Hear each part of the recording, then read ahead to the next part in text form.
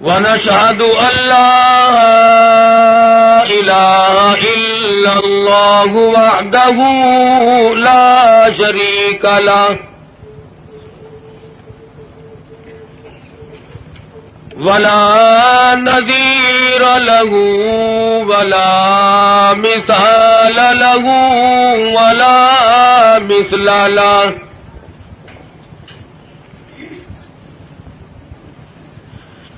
ولا معين له ولا بصير له ولا مشير له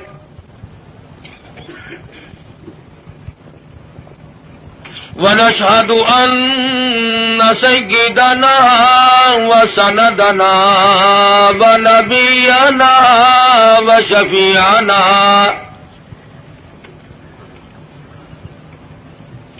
وهادينا ومرشدنا ومولانا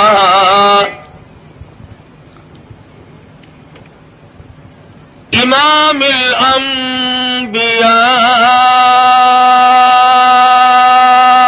وسيد الأنبياء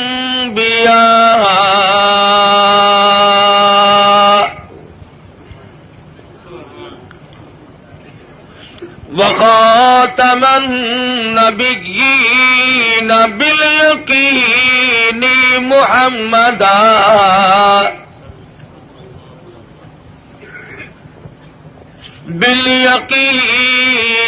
محمدا عبده ورسوله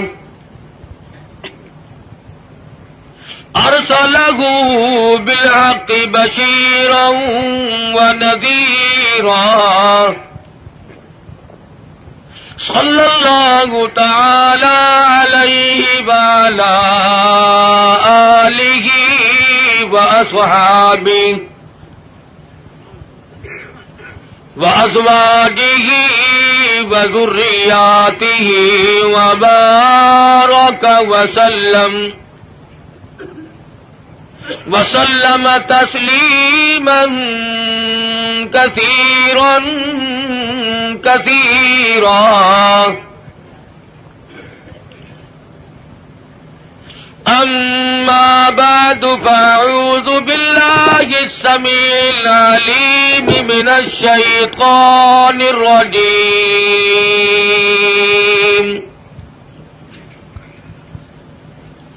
بسم الله الرحمن الرحيم.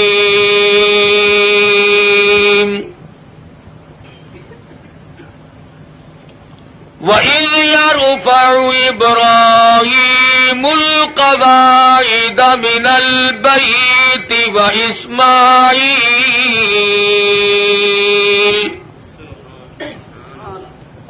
رَبَّنَا تَقَبَّلْ مِنَّا إِنَّكَ أَنْتَ السَّمِيعُ الْعَلِيمُ.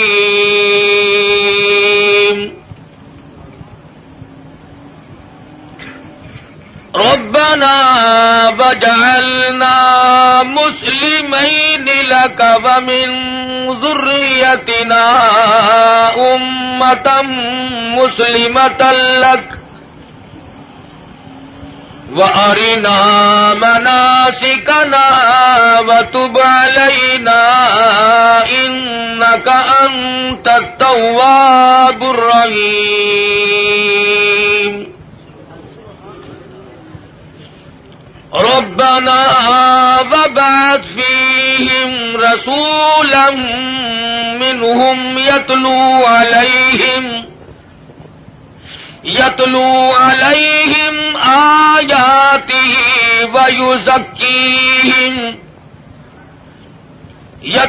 عليهم آياته والحكمة ويزكيهم إنك أنت العزيز الحكيم. وقال النبي صلى الله تعالى عليه وسلم أنا سيد ولد آدم يوم القيامة وقال النبي صلى الله تعالى عليه وسلم انما الاعمال بالنيات وانما لامرئ ما نوى وقال النبي صلى الله تعالى عليه وسلم الفقر فقري وقال النبي صلى الله تعالى عليه وسلم الدنيا سجن المؤمن وجنة الكافر وقال النبي صلى الله تعالى عليه وسلم الدنيا مزرعة الآخرة وقال النبي صلى الله تعالى عليه وسلم من تشبه بقوم فهو منهم وقال النبي صلى الله تعالى عليه وسلم المرء مع من أحبه وقال النبي صلى الله تعالى عليه وسلم إذا رأيتم الذين يسبون أصحابي فقولوا لعنة الله على شركم وقال النبي صلى الله تعالى عليه وسلم إذا ظهر الفتن أو البدع فليظهر العالم علمه ومن لم يفعل فعليه لعنة الله والملائكة والناس أجمعين صدق الله مولانا العلي العظيم وصدق رسوله النبي الكريم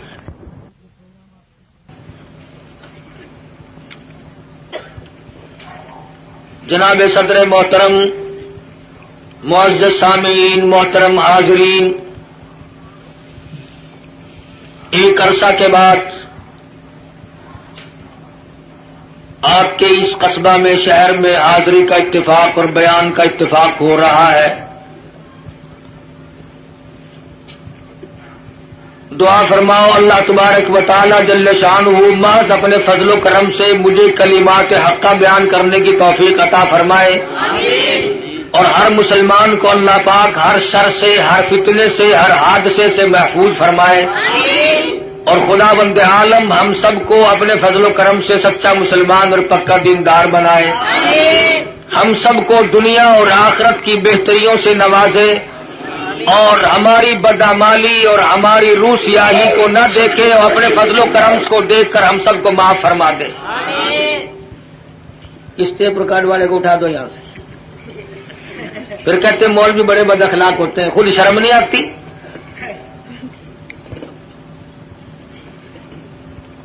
ایک تو یہ بڑی تک ہے، جس نے یہ ڈھول کی خرید رکھی ہے اسٹیج پہ بیٹھتا ہے، سب سے اگلیوں میں آ کے بیٹھتے ہیں یہ، اور پھر ہاتھ ہلاتے رہتے ہیں بیٹھے بیٹھے۔ عرض کر رہا تھا کہ اللہ پاک نے مجھے بھی پہنچا دیا اور آپ حضرات کو بھی اللہ پاک لے آئے، بس دعا فرمانا کہ خداوند ذوالجلال ہمارے اس مل بیٹھنے کو قبولیت عطا فرمائے، یہ خداوند عالم کا ہی بندے پہ کرم ہوتا ہے کہ اسے نیکی کی توفیق عطا فرمائے، ورنہ اس وقت کافی تعداد میں مخلوق اور مسلمان لوگ سینماؤں میں ہیں، ٹی ویوں پہ پڑے ہیں، زندگی کے قیمتی لمحات کو تباہ و برباد کر رہے ہیں، اور احساس تک بھی کبھی نہیں ہوا کہ میری زندگی کیسے گزر رہی ہے۔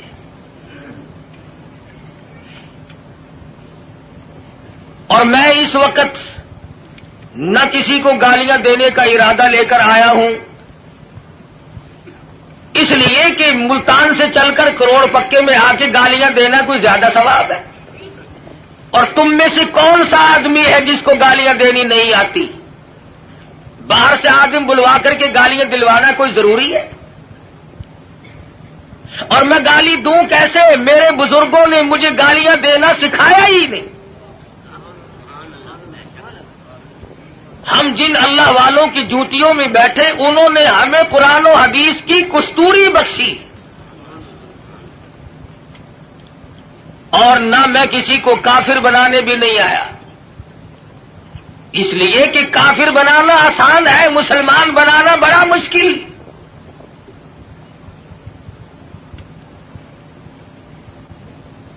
کبھی کسی کو مسلمان بھی بنا کے دیکھا، نکالنا، برباد کرنا، خارج کرنا آسان ہے، کسی کو صراط مستقیم پر لگا دینا یہ بہت محنت کا کام ہے۔ حضرت شیخ الہند ہیں سب کا تو رحمت اللہ علیہ، انگریز نے زور لگایا کہ اتا ترک کو آپ کافر لکھ دیں، اس اللہ والے نے اپنی پیٹھ پہ کوڑے تو کھا لیے مگر مسلمان کو کافر نہ لکھا۔ جبر و اکراہ بھی ہوا، پریشان بھی کیا گیا، مگر صاف انکار کر دیا کرتے تھے۔ اس لیے نہ گالیاں دینا ہمارا شیوا ہے، نہ کسی کو کافر بنانا ہم لوگوں کا کوئی مقصد نہیں، بلکہ دل سے دعا ہے کہ خداوند عالم ایسی دین کی ہوا چلائے کہ پوری دنیا میں ایک بھی کافر نہ رہے۔ تمنا یہ ہے کہ ساری دنیا کے لوگ حضور اکرم صلی اللہ علیہ وسلم کے غلام بن جائیں، اور جو گالیاں دیتے ہیں انہیں مبارک ہو۔ اس لیے کہتا ہوں ارے مالی ندی گالی بگاڑا ہم نے کیا تیرا، ارے مالی ندی گالی بگاڑا ہم نے کیا تیرا، چمن ہے سیر کرنے کا نہ گھر تیرا نہ گھر میرا۔ کیا فائدہ اپنی زندگی کو برباد کرنے کا؟ زبان کو گندا کرو، ایمان کو کھوٹا کرو، اس سے کوئی مقصد؟ کسی کو برا کلمہ کہنا جس سے اس کے دل کو تکلیف پہنچتی ہے، ایذا پہنچتی ہے، یہ بھی بہت بڑا عظیم گناہ ہے۔ اسی کو کہتا ہے مت ستا ظالم کسی کو مت کسی کی آہ لے، مت ستا ظالم کسی کو مت کسی کی آہ لے، دل کے دکھ دینے سے نادا عرش بھی ہل جائے گا۔ نعرہ تکبیر، اور پھر ہم تو اس ہستی کے نام لیوا ہیں۔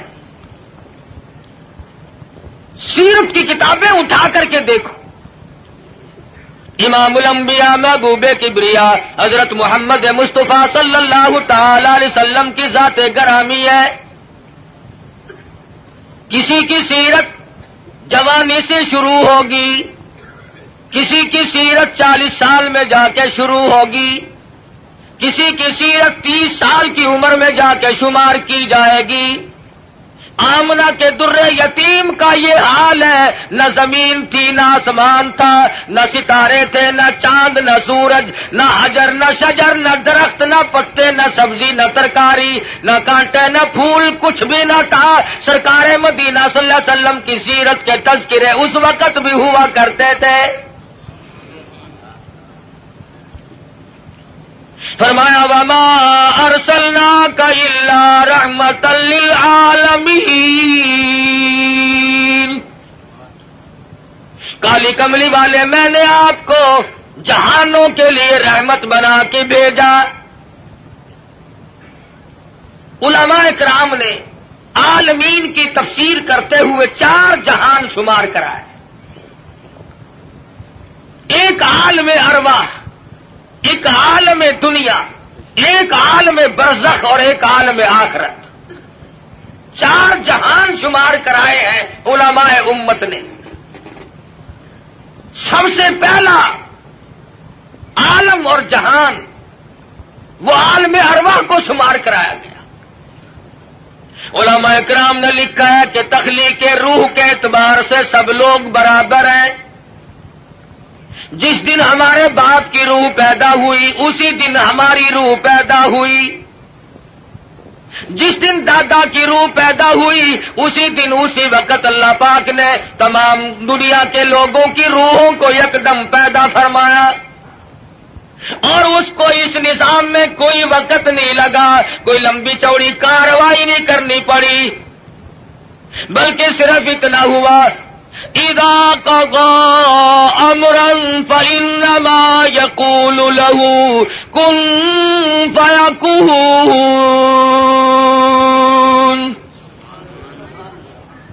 جب وہ کسی کام کو کرنا چاہتے تھے اور چاہتے ہیں بس فرماتے ہیں ہو جا، وہ ہو جایا کرتا ہے۔ سارے جان کی روحیں پیدا ہو گئی، تمام روحوں کو ایک جگہ اکٹھا کر کے اللہ پاک نے فرمایا الست بربکم،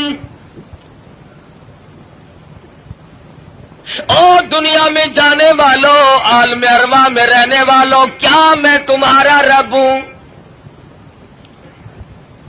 اللہ پاک نے عالم ارواح میں امتحان شروع کر دیا۔ دنیا میں جا کر یہ لوگ بگڑ جائیں گے، طرح طرح کے دھندوں میں پھنس جائیں گے، لغویات میں مشغول ہو جائیں گے، ان سے یہی اقرار لے لیا جائے الست بربکم۔ کلیم اللہ کی روح خاموش ہے، ابراہیم خلیل اللہ کی روح خاموش ہے، روح اللہ کی روح خاموش ہے، نجی اللہ کی روح خاموش ہے، رسولوں کی روحیں خاموش ہیں، پیغمبروں کی روحیں خاموش ہیں، انبیاء کرام کی روحیں جواب نہیں دیتی، ابدالوں کی روحیں خاموش ہیں، قطبوں اور غوثوں کی روحیں خاموش ہیں۔ علماء لکھتے ہیں سب سے پہلے روح محمد الرسول اللہ صلی اللہ علیہ وسلم نے جواب دیا بلا انت ربنا۔ نعرہ تکبیر، بے شک تو ہم سب کا پروردگار عالم ہے۔ علماء لکھتے ہیں جب سرکار مدینہ صلی اللہ علیہ وسلم کی روح مبارک نے جواب دیا، اس کی تقلید کی خلیل اللہ کی روح نے، ذبیح اللہ کی روح نے، کلیم اللہ کی روح نے، روح اللہ کی روح نے، تمام روحوں نے اس کی تقلید کی۔ عالم ارواح میں شور مچ گیا بلا انت ربنا۔ عالم ارواح کی سرداری اللہ تبارک و تعالی نے امام الانبیاء محبوب کبریا حضرت محمد مصطفیٰ صلی اللہ علیہ وسلم کو عطا فرمائی۔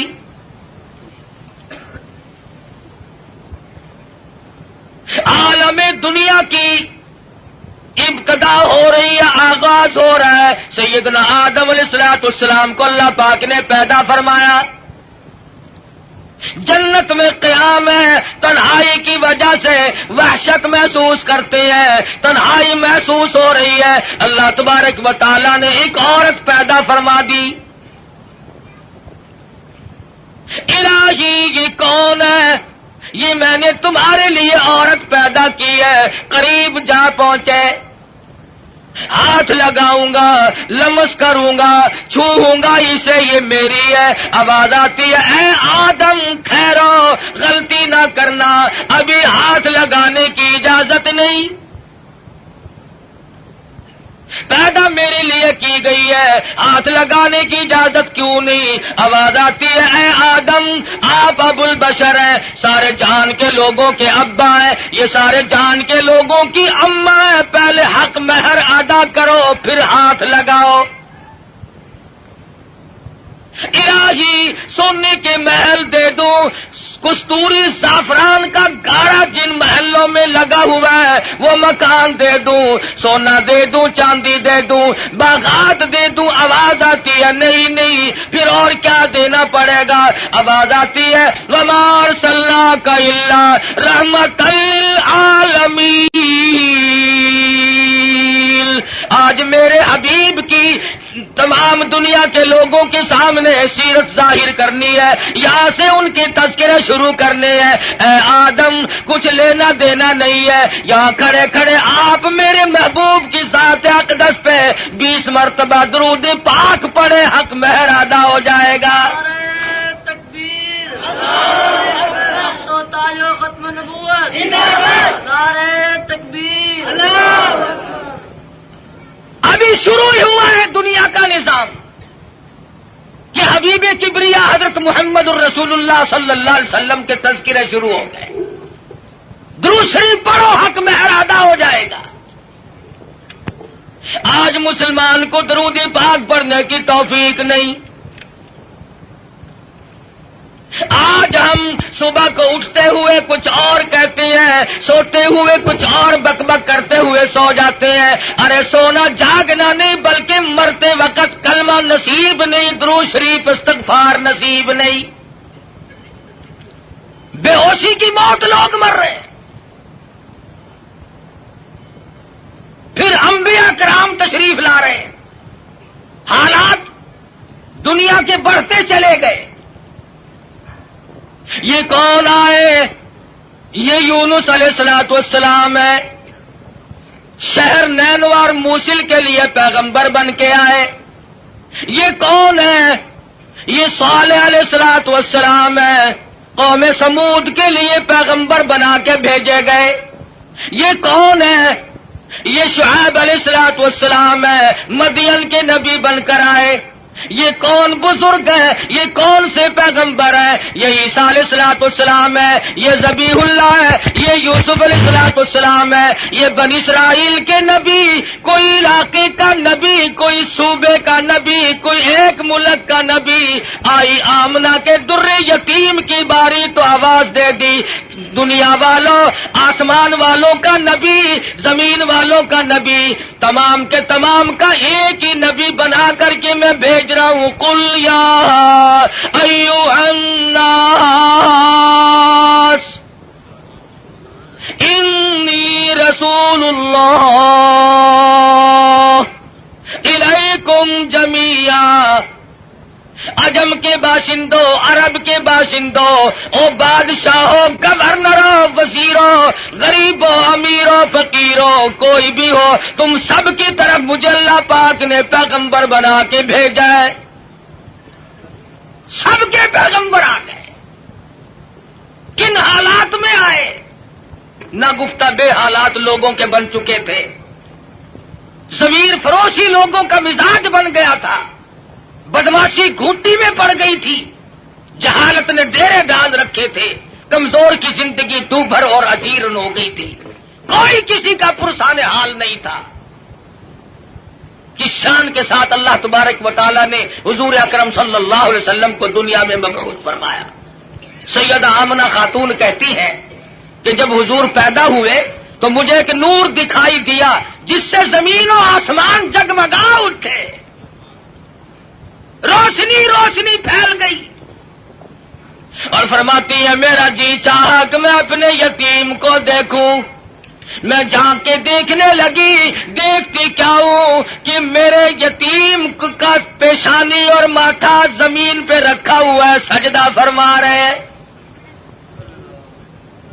دنیا میں جلوہ گر ہوتے ہی سجدہ کیا تاکہ لوگوں کو یہ بتا دیا جائے کہ میں تو لوگوں ایک اللہ کے دروازے پہ تمہیں سجدہ کرنے سکھانے آیا.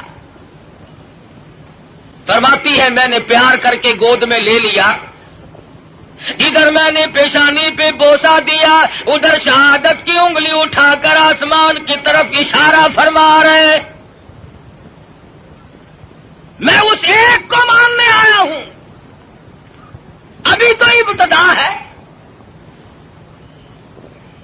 ہم کئی مرتبہ سوچتے ہیں جی ابھی تو بچپن ہے میرا, جوانی آئے گی, بڑھیپا آئے گا, پھر مرتے وقت ایسی نیکی کروں گا جس سے ابدال بن کے مروں گا. ساری عمر برباد کرنے کے بعد یہ تمنا رہتی ہے. اور حالت یہ مجذوب کہتا ہے قدم سوئے مرقد نظر سوئے دنیا, قدم سوئے مرقد نظر سوئے دنیا, کدھر جا رہے ہو کدھر دیکھتے ہو. رات دن زندگی کو کاٹ رہے ہیں, قبر کے قریب کر رہے ہیں, اور ہم دن بدن دنیا کی غفلتوں میں پھنسے چلے جاتے ہیں. سوچا تک نہیں کبھی. بڑھیپا آ جاتا ہے, سفید بال آ جاتے ہیں, پھر بھی ہمیں کبھی موت کا فکر دامنگیر نہیں ہوا. کیوں ہو, کیا ضرورت پڑی؟ حضور اکرم صلی اللہ تعالی علیہ وسلم کی ذات اقدس یتیم پیدا ہوئی. حلیمہ کہتی ہے میرے پاس میرا ذاتی بچہ تھا، لوگوں نے مجھے اپنا بچہ اس خوف سے نہیں دیا کہ یہ اپنے بچے کو تو پالے گی اور ہمارے بچے کو بے پرواہی کر کے خراب کرے گی۔ چلتی چلاتی حضور کے دروازے پہ آ گئی، کہنے لگی آمنہ مجھے کم سے کم اپنے یتیم کی زیارت تو کرا۔ کہتی ہے جب آمنہ خاتون نے چٹی چادر حضور کے چاند جیسے چہرے سے اٹھائی، حلیمہ کی آنکھیں چندھیا گئی اور کہنے لگی میری آنکھوں نے آج تک اتنا حسین بچہ کوئی دیکھا نہیں۔ حلیمہ کہتی ہے میں نے بھی نہیں دیکھا، آمنہ فرماتی ہے میں نے بھی نہیں دیکھا۔ آواز آتی ہے، جبریل کہتے ہیں او حلیمہ او آمنہ تم کہاں سے دیکھ لیتے ہیں؟ تمہارے سامنے تو صرف قریش کے بچے ہیں، بنو سعد کے بچے ہیں۔ میں مشرق کا چکر لگاتا ہوں، میں مغرب کا چکر لگاتا ہوں، شمال میں پھرتا ہوں، جنوب کا چکر لگاتا ہوں، رب کبریا کی قسم آج تک میری آنکھوں نے اتنا حسین دیکھا نہیں۔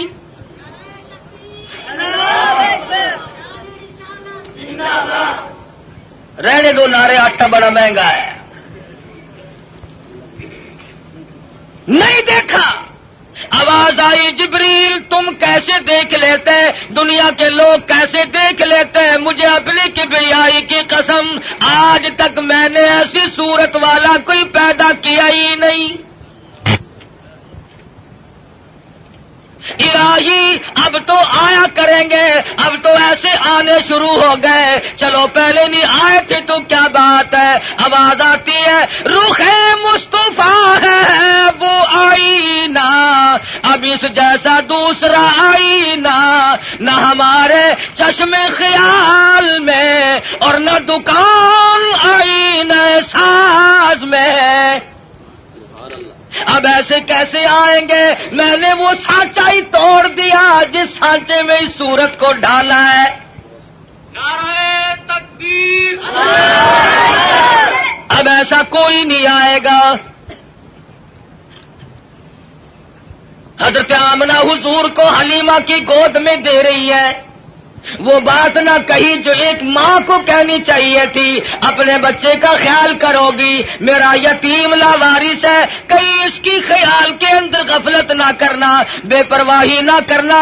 حضرت آمنہ نے وہی بات کہی جو آخر الزماں پیغمبر کی اماں کو کہنی چاہیے تھی۔ کہتی ہے او حلیمہ میں تیرے جذبات کو تاڑ گئی ہوں، میں تیری نظروں کو سمجھ گئی ہوں، کہیں میرے بچے کی محبت کی جذبات میں آ کر رب نے بچے کو بھوکا نہ مارنا۔ اظہار شروع ہو گیا، ہمدردی کا پیغام حضور کے آتے ہی شروع ہو گیا۔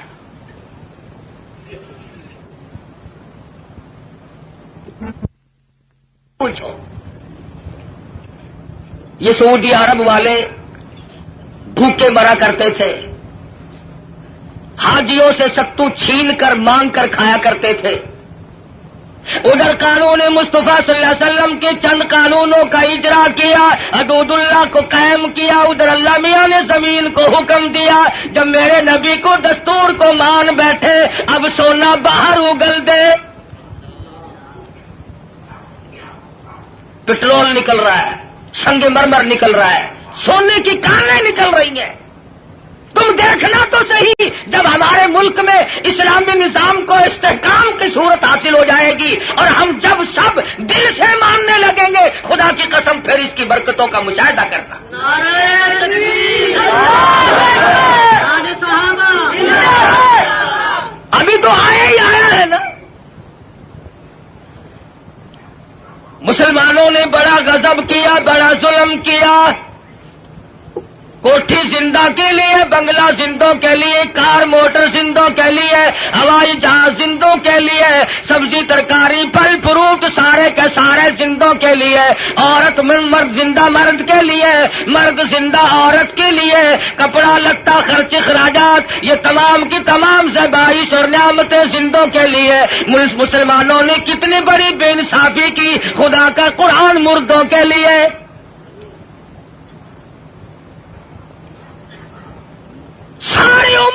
بنگلے میں اللہ کے قرآن کو جگہ نہ دی، تمام عمر کبھی کوٹھی میں قرآن کو جگہ نہ ملی، کبھی کارخانے میں ذکر تک نہیں آیا اللہ کے قرآن کا۔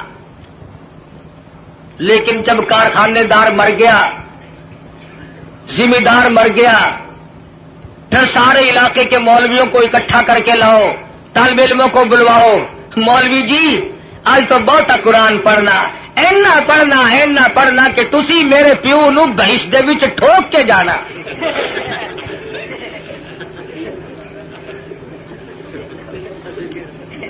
ساری عمر نیڑے نہیں آیا کبھی، شرابیں رج رج کے پی، بدماشی کی، بغاوت کی، مرنے کے بعد قرآن یاد آیا۔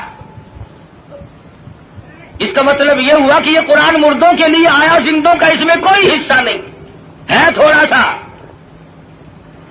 مولوی صاحب نستر والوں نے بھی جواب دے دیا، ڈاکٹروں نے بھی جواب دے دیا، حکیموں کو دکھا بیٹھے ہیں، ڈاکٹروں کو دکھا بیٹھے ہیں۔ ہن تسی کچھ اللہ اللہ کر دو، اللہ کے نام وچ برکت آخر ہوندی ہے۔ آخر گولی، ٹکا، انجیکشن، آپریشن، معجون پہلے، خدا کا قرآن پچھو۔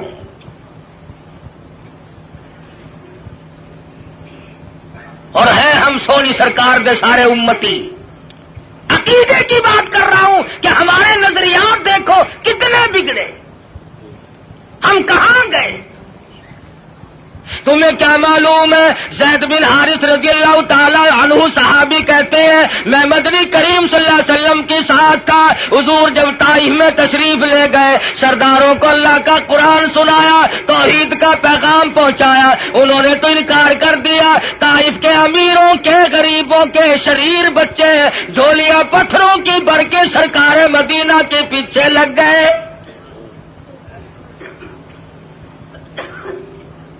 صحابی کہتا ہے میں نے بڑی کوشش کی چاروں طرف سے آنے والے پتھر میں اپنے سینے میں کھاؤں۔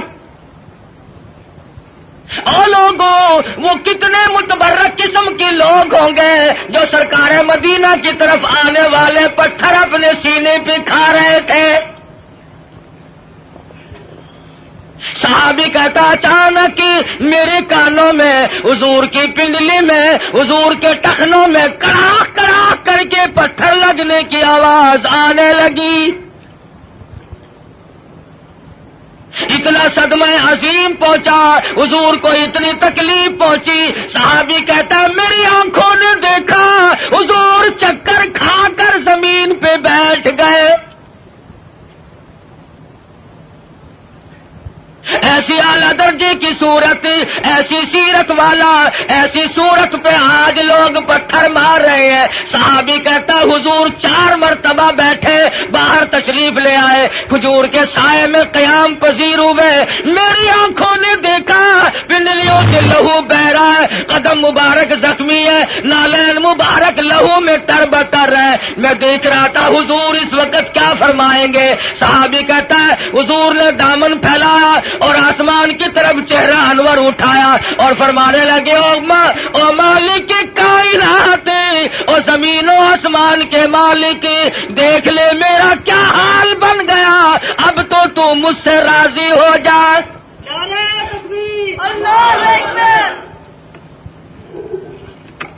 تجھے کیا پتا ہے کہ کس قدر دکھوں سے گزرنا پڑا ہے حضور اکرم صلی اللہ علیہ وسلم کو۔ عروہ بن مسعود رضی اللہ تعالیٰ عنہ نے مدینے پاک میں عرض کر دیا یا رسول اللہ صلی اللہ علیہ وسلم مجھے اجازت دو میں طائف میں جا کر اپنے قبیلے کے لوگوں کو قرآن کی تعلیم دوں۔ حضور کی آنکھوں میں آنسو آ گئے، فرمانے لگے عروہ بن مسعود تیری مرضی، مجھے طائف والوں کی مار آج تک یاد ہے۔ بیت اللہ میں دنیا سجدے کرتی ہے، اپنے اپنے عقیدے کے مطابق عبادت کرتی ہے۔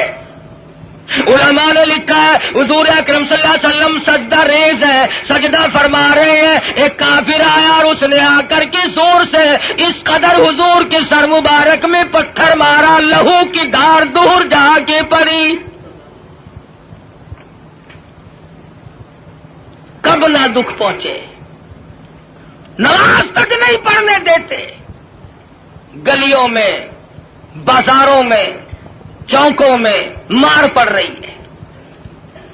صحابی کہتا ہے کہ میں اس وقت تک مسلمان بھی نہیں بنا تھا، میری آنکھوں نے دیکھا کہ چاروں طرف لوگ کھڑے ہیں، پتھر مار رہے ہیں، ہڈیاں مار رہے ہیں، روڑے مار رہے ہیں، اور وہ بیچ میں کھڑے ہونے والے کچھ پڑھتے ہیں، زخمی ہے، لہولہان ہے۔ میرے دیکھتے دیکھتے اچانک ہی ایک لڑکی آئی جس کے ہاتھ میں پانی کا پیالہ تھا، اس نے پیالہ زمین پہ رکھا اور لپٹ گئی۔ میرے ابا لوگ کیوں مارتے ہیں؟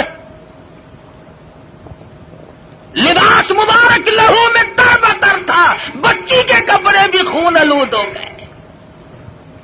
اور صحابی کہتا ہے میں تو مسلمان بھی نہیں تھا، مگر میری آنکھوں نے دیکھا کہ حضور زمین پہ بیٹھے اور پانی منہ میں لے کر کلی جو کی تو منہ سے لہو آیا۔ جس دین کی عظمت کے لیے، جس کتاب کی عظمت کے لیے سرکار مدینہ کو 13 سال دکھ اٹھانے پڑے، اور صرف اپنے لیے نہیں، کبھی جانثاروں کے بارے میں یوں اطلاعات ملتی ہے، کبھی خبر ملتی ہے کہ آج زنیرہ کی کھڑی کر کے دونوں آنکھیں نکال دی گئی، کبھی اطلاع ملتی ہے لبینہ کا کھڑی کر کے چمڑا ادھیڑ دیا گیا، کبھی خبر ملتی ہے نادیہ بڑھیا کو لٹا کر پیشانی پہ گرم گرم لوہا کر کے داغ دے دیے گئے، کبھی اطلاع ملتی ہے خباب ابن عارت کو پھانسی چڑھا دیا گیا، کبھی خبر ملتی ہے سعد بن دسنا کی بوٹیاں اڑا دی گئی، کبھی خبر ملتی ہے بلال حبشی کے پیر پکڑ کر مکی کی گلیوں میں گھسیٹا جاتا ہے، کبھی اطلاع ملتی ہے ابو فقیہ کی پسلیاں توڑ دی گئی۔ ان صدموں سے رات دن دو چار ہے، رات کو چین نہیں، دن کا اطمینان نہیں، 13 برس اس کشمکش میں کٹے۔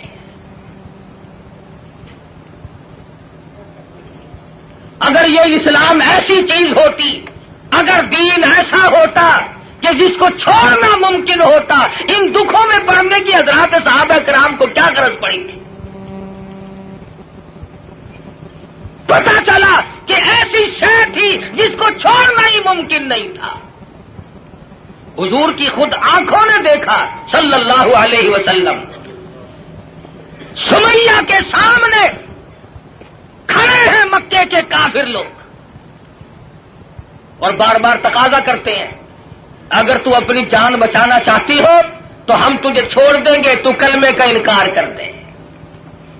سمیہ کہتی ہو تم مجھے جان کی بات میری چھوڑ دو، مکے کے پہاڑ اپنی جگہ سے ٹل سکتے ہیں، سمیہ کے ایمان میں فرق قطعاً نہیں آئے گا۔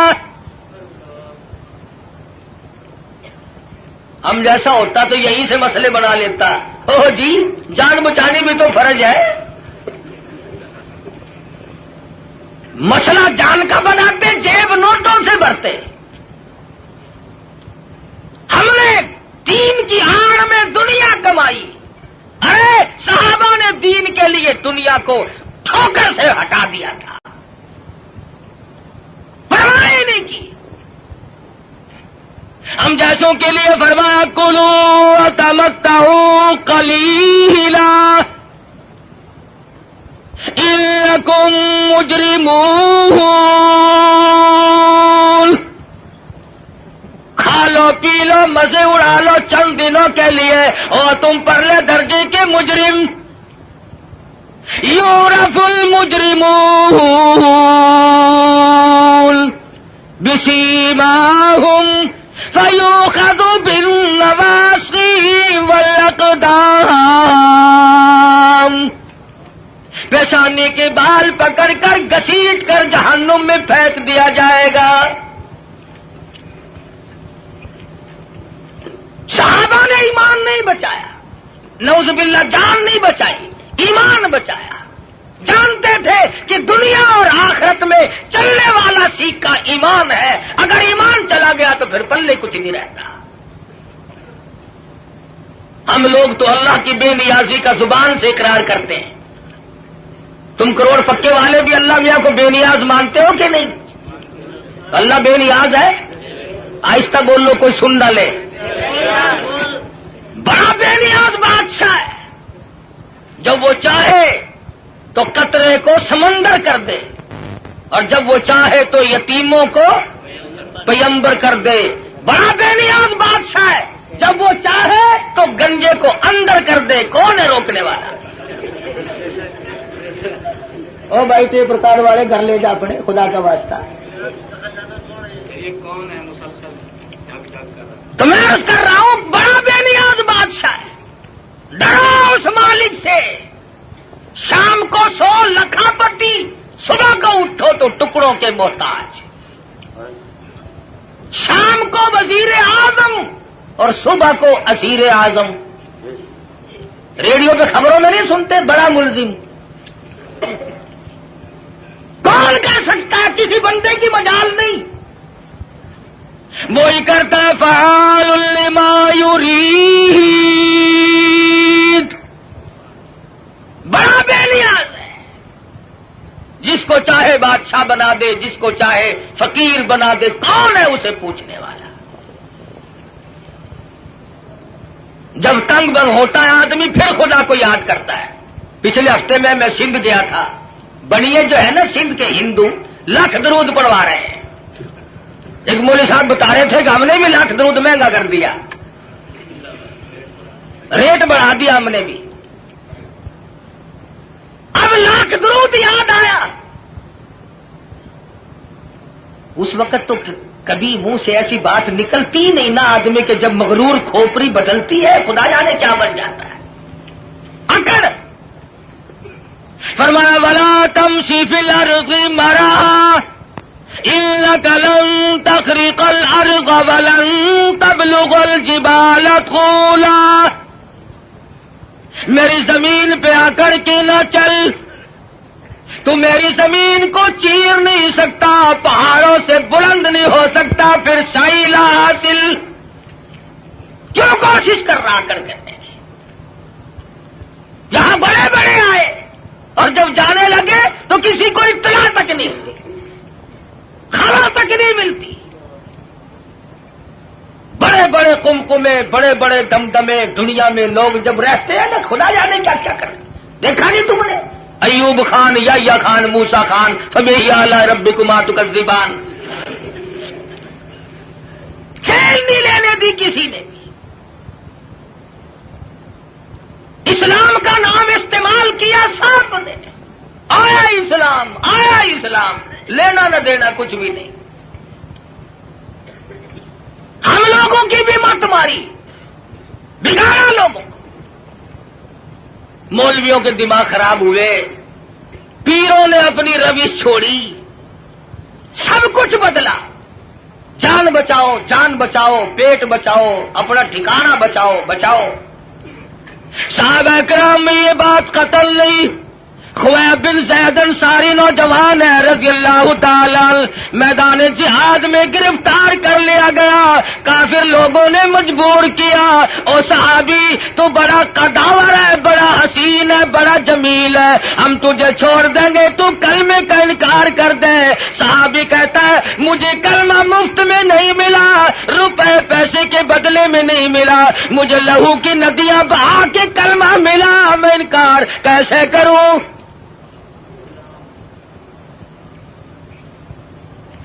کافر کہنے لگا دائیں ہاتھ کی چھوٹی انگلی کو کاٹ دو. ایک انگلی کاٹی پھر پوچھا، دوسری انگلی کاٹی پھر پوچھا، تیسری انگلی کاٹی پھر پوچھا، چوتھی کو کاٹ دیا. 5 انگلیاں اڑ گئی. ہاتھ کی بائیں ہاتھ کا نمبر آ گیا، ایک ایک کر کے انگلی اڑا دیا. پیروں کی انگلیاں کاٹی سب سے پہلے، دونوں پیروں کی 10 انگلیاں اڑا دی. اور صحابی سے پوچھا بتا تیرا کیا پروگرام ہے؟ صحابی کہتا ہے وَلَا تَقُولُوا لِمَن يُقْتَلُ فِي سَبِيلِ اللَّهِ أَمْوَاتٌ بَلْ أَحْيَاءٌ وَلَكِن لَّا تَشْعُرُونَ. میرا یہ پروگرام ہے، جب سے میں نے قرآن پڑھا، جب سے میں نے قرآن سنا، میں تو متمنی ہوں اس بات کا اللہ کی راہ میں میری جان چلی جائے۔ دونوں پیروں کی انگلیوں کو کاٹ دیا اور اس کے بعد حکم دیا کہ ہاتھ کی ایک ایک انگلی کو 3 جگہ سے کاٹو۔ ہاتھ کی، پیروں کی 20 انگلیوں کو اڑا دیا گیا۔ اور لوگوں، یہ صحابی لوہے کا نہیں، پتھر کا نہیں، پلاسٹک کا نہیں، میرے تیرے جیسا آدمی تھا، پر ایمان کا کتنا قدردان ہے، قتل پیچھے ہٹنے کو تیار نہیں۔ 20 انگلیاں کٹنے کے بعد بھی صحابی سے پوچھا ہے کیا پروگرام ہے؟ صحابی کہتا میرا پروگرام تم پہلے سن چکے ہو، میں تو ان لوگوں میں سے ہوں وَمِنَ النَّاسِ مَن يَشْرِي نَفْسَهُ ابْتِغَاءَ مَرْضَاتِ اللَّهِ وَاللَّهُ رَءُوفٌ بِالْعِبَادِ۔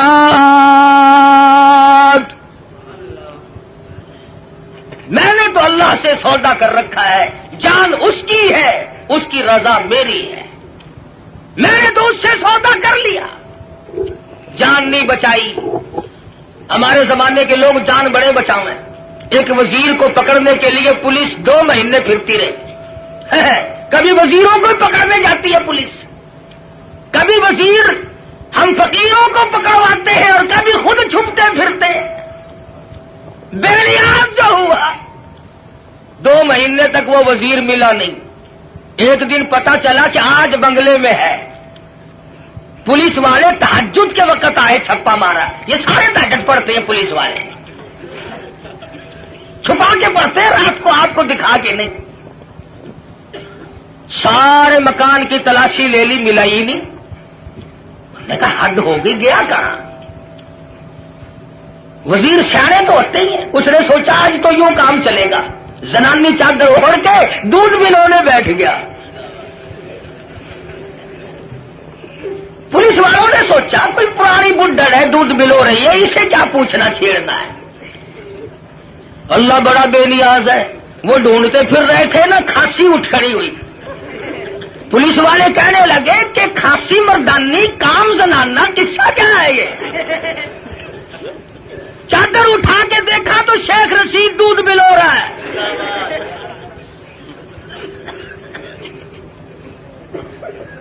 بڑا بے نیاز ہے، وزیروں کو دودھ ملوتے دیکھا۔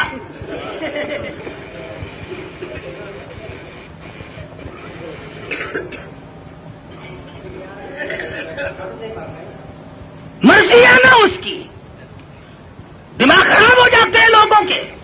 یہ رامے نہیں، رامے جانتے ہو رامے کو؟ پنجاب کا وزیر اعلیٰ تھا، پچھلے دنوں میں حاصل پور منڈی میں تقریر کی، کہنے لگا میں ان مولویوں کے پیٹ پھوڑ کے حلوہ نکال کے چھوڑوں گا، پیٹ پھوڑ کے۔ دوسرے تیسرے دن وہاں میرا موقع لگ گیا، میں نے کہا وزیر صاحب پیٹ پھوڑنے کی کیا ضرورت ہے، ہمیں تکلیف دے کر خامخواہ حلوہ نکالنا ہے، اگر پیٹ میں پڑا ہوا ہی نکالنا ہے تو صبح تشریف لے آنا، نکلا ہوا دے دیں گے۔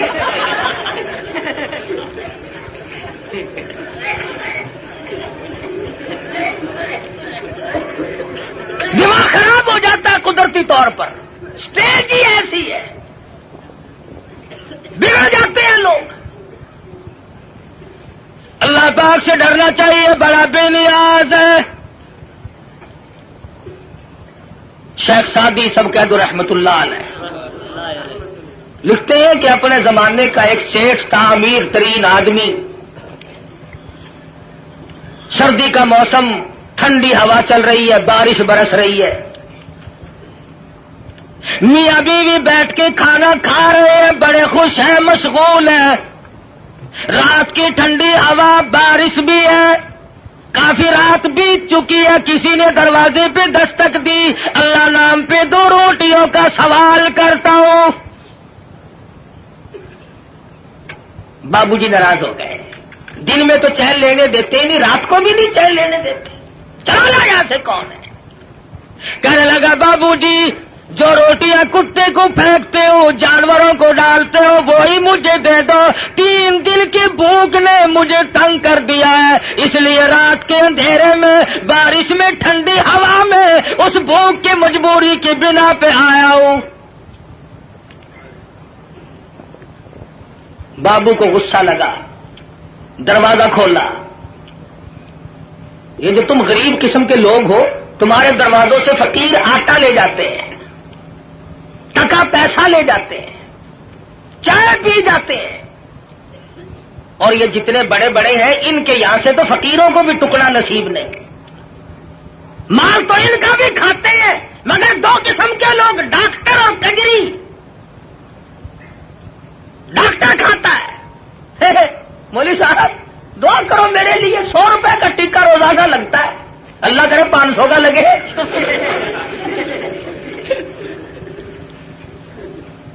پتا ہے تم غریبوں کو کتنے ٹکے لگاتے ہو؟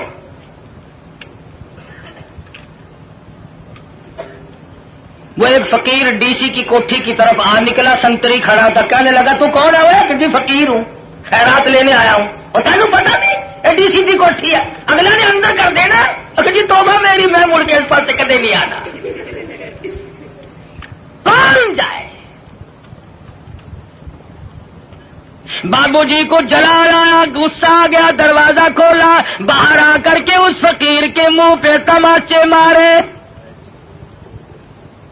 تو تنگ کرنے کہاں سے آ گیا؟ پہلے اس نے اس کے دروازے پہ صدا کی تھی، پھر اس مالک الملک کے دروازے پہ صدا کر دی، اور میرے مالک واللہ الغنی وانتم الفقراء، تو غنی ہے، سارا جہان تیرے در کا محتاج ہے، فقیر ہے، اور میرے معبود میں فقیر خود نہیں بنا، یہ امیر خود نہیں بنا، مانگی روٹی ملے تماچے تیری مرضی۔ وہ تو سب کی سنتا ہے، لگا کاروبار میں گھاٹا پڑنے، آج یہ دکان گئی، کل وہ کارخانہ گیا، گھٹتے گھٹتے ٹکڑوں کا محتاج ہو گیا۔ کیا کمی ہے اس کے یہاں گھٹانے اور بڑھانے کے لیے؟ رشتہ دار، عزیز و اقربا، یہ اسی وقت تک ہے جب تک گاڑی چل رہی ہو، رک جائے پھر کوئی کسی کا اس دنیا میں نہیں بنا کرتا۔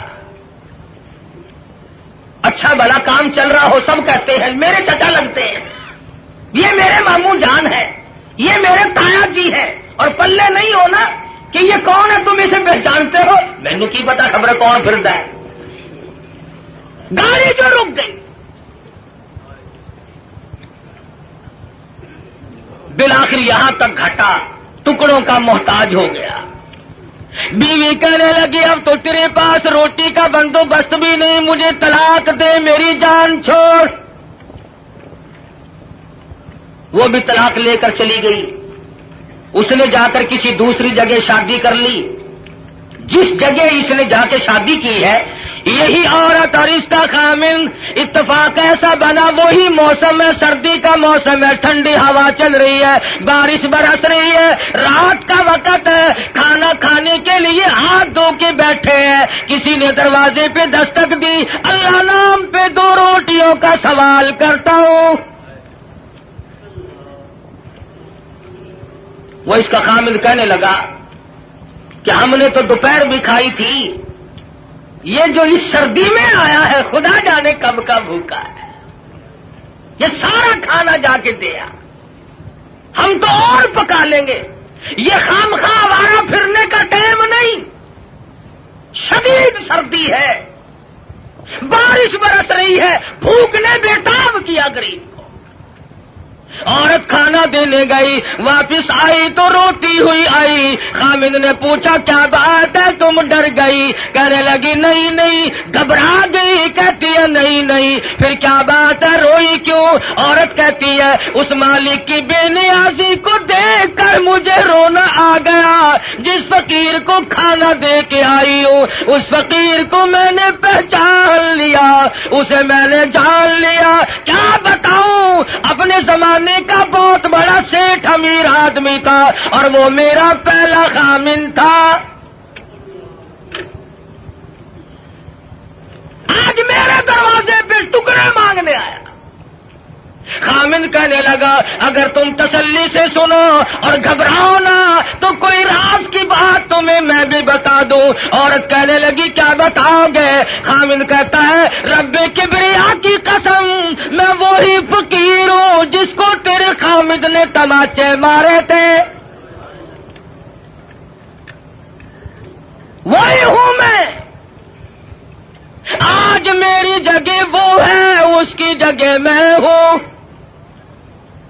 فعال لما یرید، بڑا بے نیاز ہے، کون اسے روکے کون اسے ٹوکے، سارا جان اس کے لیے۔ یا ایھا الناس انتم الفقراء الی اللہ واللہ هو الغنی الحمید۔ تمام بادشاہ ہوں، وزیر ہوں، امیر ہوں، غریب ہوں، سب اس کے دروازے کے محتاج ہیں۔ تو بات کر رہا تھا نبی کریم صلی اللہ علیہ وسلم کے ایک دیوانے کی، ایک پروانے کی، جس کے ہاتھوں پیروں کی 20 انگلیاں کٹ گئی، لہو بہ رہا ہے، مجال ہے، صحابی گھبرایا۔ بالآخر لکھا ہے کہ صحابی سے پوچھنے کے بعد میں پیروں کی طرف سے ٹوکا کرنا شروع کر دیا۔ گھٹنوں کے قریب پہنچے تو صحابی شہید ہو گیا۔ جان دے دی، ایمان نہ دیا، ضمیر نہ دیا، اپنے دل کے جو ارمان تھے ان کا سودا نہ کیا، سب کچھ دے دیا، جان کے ٹکڑے ہو گئے، قیمہ بن گیا، مگر ذرہ برابر صحابی گھبرایا۔ یہ سارے مسئلے ہمارے لیے ہیں، گھبرانے والے بھی، پریشان ہونے والے بھی۔ محمد عربی صلی اللہ علیہ وسلم کی نگاہوں نے جہاں نبوت کی نظر پڑی اسے اتنا مضبوط کر دیا کہ پوری دنیا مل کر اس کے طاقت کو سامنے لا کر اسے جھکا نہ سکی۔ یہ تو جوان صحابی ہے، بچوں کا حال دیکھو۔ ہجرت والی رات میں سرکار مدینہ صلی اللہ علیہ وسلم نے حضرت اسما بنت ابو بکر سے فرمایا، بچی ہے چھوٹی سی، کہ ہمارے بارے میں کوئی پوچھنے آئے تو اسے خبر نہیں دینی۔ ابو جہل آیا، عتبہ آیا، شیبہ آیا، بڑے بڑے بہادر چودھری مکے کے رئیس آ کر اکٹھے ہو گئے۔ حضرت اسما سے کہنے لگے بتا تیرا بر تمہارا نبی کہاں ہے؟ اسما کہتی ہے تم پوچھ نہیں سکتے، بچی ہے ذرا سی، نہیں پوچھ سکتے، تمہارے بس کا روگ نہیں ہے۔ ساتھ والے کہنے لگے اور بچی تجھے بتانا پڑے گا ورنہ یہ مارے گا۔ اور صرف بات نہیں ہوئی، ابو جہل نے اسما بنت ابو بکر کے سر